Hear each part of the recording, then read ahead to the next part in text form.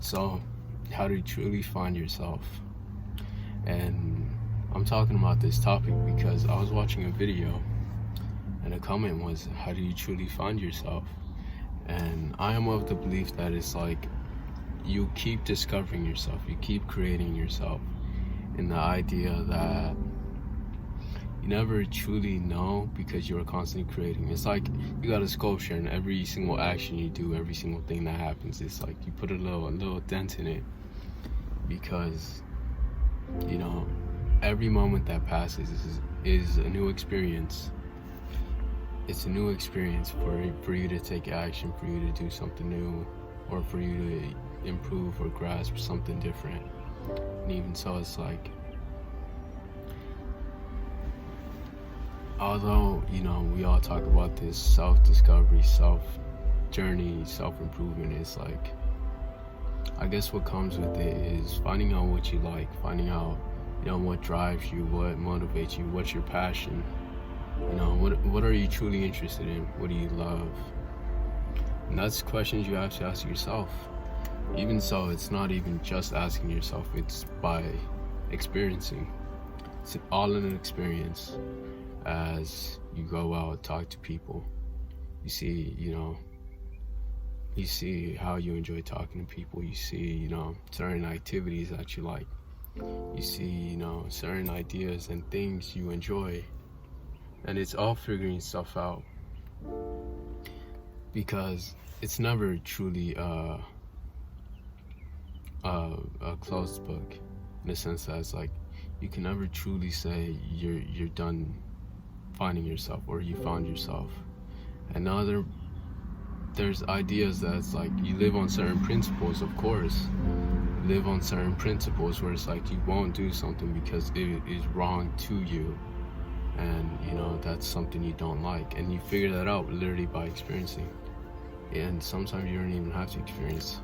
It's like, in simple terms, it's like you don't like pickles, I guess, pickles. And you haven't even tried one, you just know you don't, just by the smell or by some other sense of experience, because you don't have to eat it directly, but it's like you just know. Or you just, a sport, let's say, you see how it is, and it's like you wouldn't be interested in it. Just some things you don't have to experience to know you don't like. Whether it's how a person treats you, it's like you don't have to experience it. You can see someone else go through it. You see someone else being disrespected, and you're like, I don't like that. And you didn't experience it directly, in a sense, but you don't like it. And going through just living your life, you see what you like and don't like.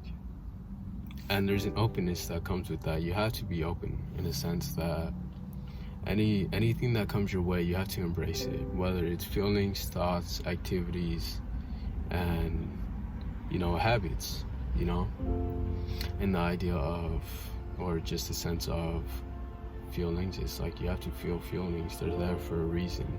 You can't close yourself off of them, because guess what comes with things you like? Feelings. Guess what comes with things you don't like? Feelings. It comes with the territory. So it's like, if you shut yourself off emotionally, how are you gonna know? How are you gonna know what you like? And it's hard at first if you've been constantly closing yourself off. But I guess it's just a sense of being in the present moment. Whether it's just taking you back by breathing, just breathe, and then just in and out. And you see, just, okay, this is like, this is life. And easiest example is also hobbies, like passions. A passion for music, a passion for learning, a passion for sports, reading, writing, journaling, I don't know. But just anything and everything. It can literally be anything you can have a passion for, which can just really make life seem more fulfilling. And you just, again, you constantly do new things, and You experience life for its fullness, for its full capacity. And I guess in a sense you also find your purpose from being open and vulnerable enough, because you can get hurt by doing it, in a sense that's like, you know, being vulnerable, it's your capacity to be hurt, your capacity to be hurt. So you kind of have to be vulnerable in that sense, that it's like you could be hurt, it's possible, but you're still gonna go for it regardless. Hurt, whether it's physical, mental, emotional, it can happen, but it's, it comes with the territory, it comes with its own, benefits and I guess downsides. And even so, it's like purpose. You find what truly just motivates you. For me, it's just helping people. Just seeing the world have so much stress, seeing the world just in constant anxiety, constant, pain, I guess you can say. There's so many emotions that come with it. And even experiencing it myself, as I'm a human too, I'm a person too. But if there's any way I can help, I'm obviously go for it, because that is something that just is bigger than me. And even so, the well-being for my family, like that is something that, or people I care about, that is something that, truly drives me. And creating a space where it's like, you can have so many people just help each other. And it's all discovery. It's all just exploring. Just think of yourself as an explorer and a scientist in a way. Explorer just trying things out, and a scientist just testing things out, seeing and just improving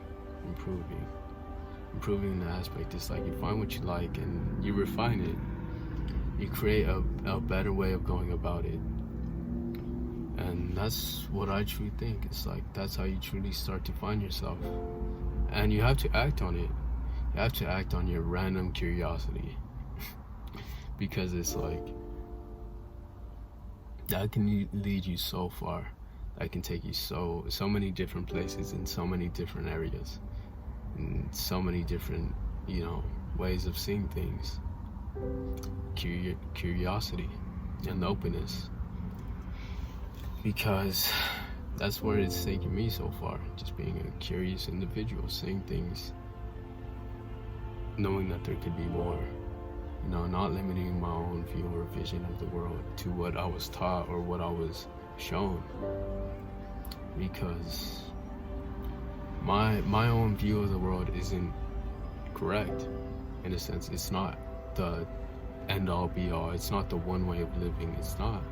It's constant just refining, just constant discovering, because what may have once been good 10 years ago may not be good 10 years from now, And, it's being open to it, being open to the change.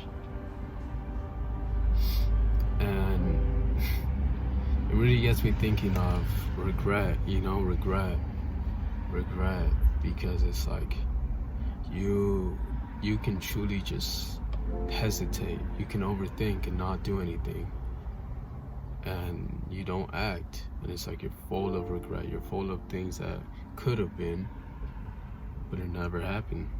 It never truly happened. So, sometimes you just have to push yourself. It's gonna be uncomfortable.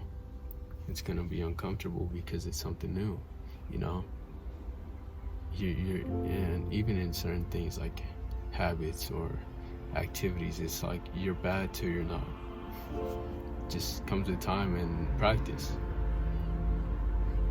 And I just think I wouldn't want to live a life full of regret, a life full of things I could have done that I knew at the back of my mind, at my heart, I wanted to do, but I never acted on it for the fear of whatever it may be, failure, for the fear of, being embarrassed,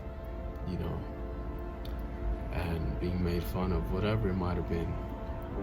I would much rather live a life of messing up and being embarrassed than live a life of regret. Because it's like, I'm just, you know how that old saying goes, you know, you're at your deathbed and it's like, you see all the versions of you that you could have been. And it's, in a sense, just sad. It's sad that it's like we all have potential and we all have an area where we can show ourselves and not even prove ourselves, but live our own life just to how we want, but we hold ourselves back. And, you know, you kind of have to draw a line in the sand. It's like, it's either I'm gonna do it or I don't. You know, you do it or you don't. You can't really half-heartedly kind of do things. Because in a way, it's like, think of trust. It's like you don't half trust someone. You can't like half trust them. It's either you do or you don't. You know, draw a line in the sand. It's either you act or you don't. And you want to be on the side of acting when it's necessary. Because it's like, if it's something you don't want to do, then just state it how it is. You don't want to do it. You don't want to do it. So I want to leave it off there, honestly. Second video of the day, you know, I genuinely just see so much improvement, I guess, you know, and it brings me back to a time in my life when I didn't want to face the demons, confront the demons, face the things that were holding me back. And even now, it's like there's still constantly things I'm working out on, but it's a process. It's trusting the process, just doing what I need to do and just doing my best and leaving it at that, putting my all into every day, every moment. And it's like, I guess that's where you can get a sense of fulfillment from. But, you know, anything else, just take care of yourself, figure out what it is, you know, that you may need, or what it is you may change, or what is it that you truly want. Just, obviously you can ask yourself questions.